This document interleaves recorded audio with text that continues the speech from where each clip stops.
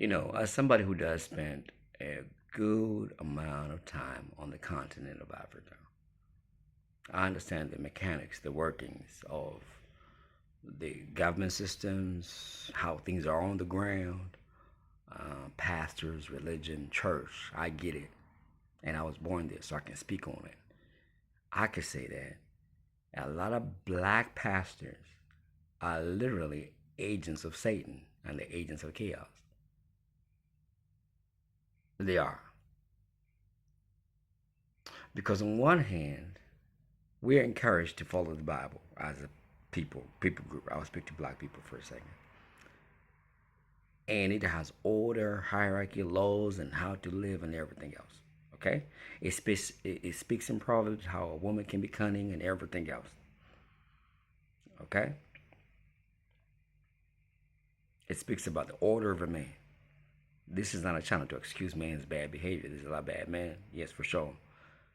But the wickedness of black pastors is that they recognize that if they cater to the emotionality of the woman, they'll get more attendance and they'll get more money because women give out of emotionality. Men be like, okay, let me weigh what he's saying. Let me see what he's talking about here. That's why men don't go to church these days. Only a few go. So I believe that a lot of pastors are literally agents of Satan. I believe they're just agents of chaos because they're propping women above the scriptures. If a man is not seeking or simping for you or doing this for you, then he's out of order as far as God's concerned. I hear sermons like that. But that's anti-scripture.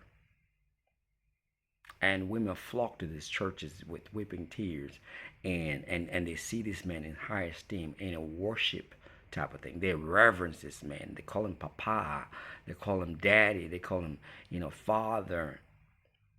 That's not the setup the Most High said. A pastor is not supposed to be, in the place of a husband, And then he just says, raise your hands. I'm gonna pray for you.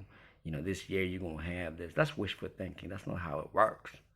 If you've negated building yourself up to be a person of integrity, I don't get to pray over you to just become a better person.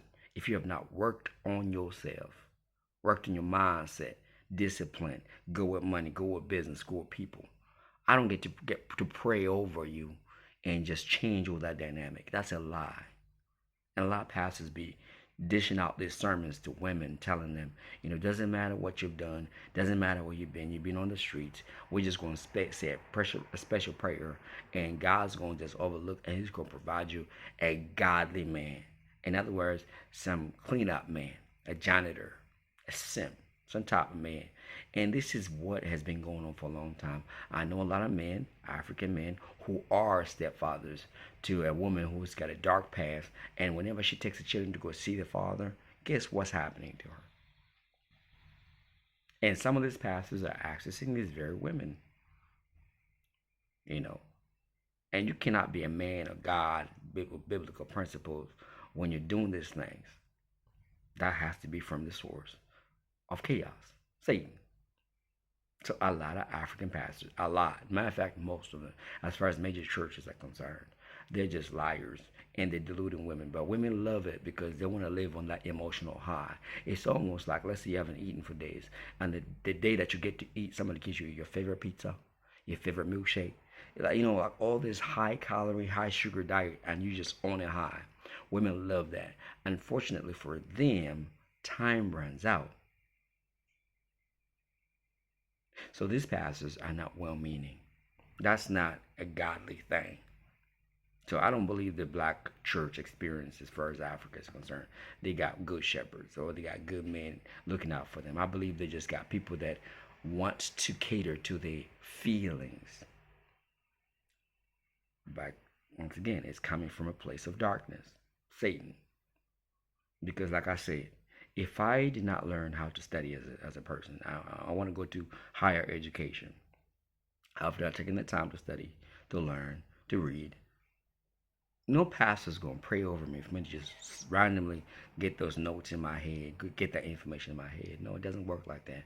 So if a woman has not learned to be grounded in our femininity of submissiveness and learn what the role of a man is and what the role of a woman is, and that No pastor can pray over that, but these men pretend that they can just pray over that and make it happen. And that's what they're lying to them. This year you will find your husband. You've been sleeping around, everybody knows your name. Every man knows if I heard that you got what I do, I just want my turn. That's it. I understand.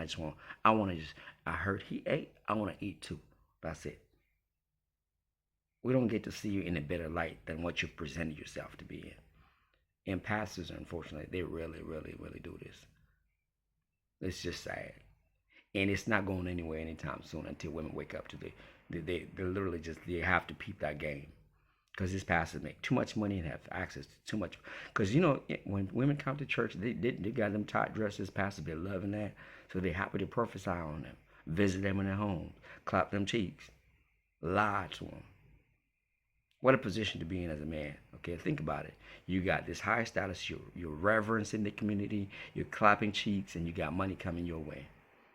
From a dark side of things, it's the ultimate place of power, really. In the name of God, right?